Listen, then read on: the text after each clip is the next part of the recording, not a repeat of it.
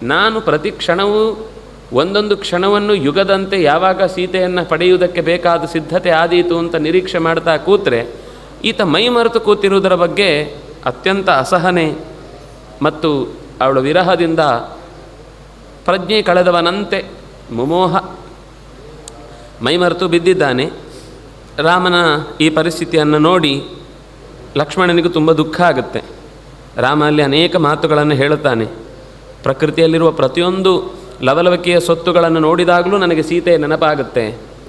ಯಾಕೆಂದರೆ ಸೀತೆ ಇದನ್ನೆಲ್ಲ ಇಷ್ಟಪಡ್ತಾ ಇದ್ದವಳು, ಆನಂದ ಪಡ್ತಾ ಇದ್ದವಳು.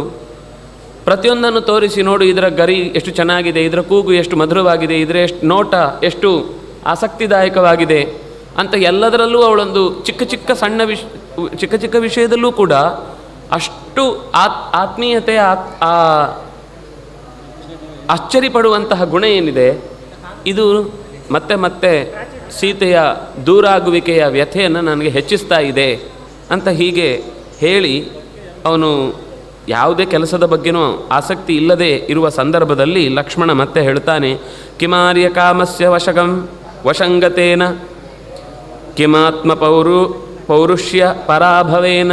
ಅಣ್ಣ ಏನಣ್ಣ ಇದು ಅಂದರೆ, ನಮಗೆ ಕತೆ ಹೇಳುವಾಗ ನಾನು 3-4 ದಿವಸದಲ್ಲೇ 3-4 ಸಲ ಹೇಳಿದೆ ಅಂತ ಅನ್ನಿಸ್ಬೋದು. ಇದು 4 ತಿಂಗಳ ಕಥೆ. ಒಂದೇ ದಿವಸದಲ್ಲೇ ನಾವು ಬೆಳಿಗ್ಗೆ ಹೇಳಿದ್ದು ಒಂದು ಸಂಜೆ ಮರ್ತೋಗಿರುತ್ತೆ. ಅಥವಾ ಒಂದು ವ್ಯವಹಾರ ಅಂತ ಬಂದಾಗ ಎಲ್ಲ ಅಷ್ಟಕ್ಕೆ ಮಾತ್ರ ಮಾತಿರುತ್ತೆ. ಆಮೇಲೆ ಮತ್ತೆ ಅದೇ ಕೆಲವು ಪ್ರಶ್ನೆ ಕೇಳ್ತಾರೆ, ಅದಕ್ಕೆ ಉತ್ತರ ಸಿಕ್ಕಿರುತ್ತೆ. ಸ್ವಲ್ಪ ದಿವಸ ಹೋದ್ಮೇಲೆ ಒಂದು 3-4 ದಿವಸ ಆದಮೇಲೆ ಮತ್ತೆ ಬಂದಾಗ ಅವರು ಅದೇ ಪ್ರಶ್ನೆಯಲ್ಲಿರ್ತಾರೆ. ಅವತ್ತು ಸುಮ್ಮನೆ ಪ್ರಶ್ನೆ ಕೇಳಿದ ಮಾತ್ರ, ಆ ತಲೆಯೊಳಗೆ ಹೋಗೇ ಇರುವುದಿಲ್ಲ. ನಮ್ಮ ಹತ್ರ ಕೇಳಿದ್ದೇವೆ ಅನ್ನೋದು ಮರೆತು ಮತ್ತೆ ಅದೇ ಪ್ರಶ್ನೆ ಕೇಳ್ತಿರ್ತಾರೆ.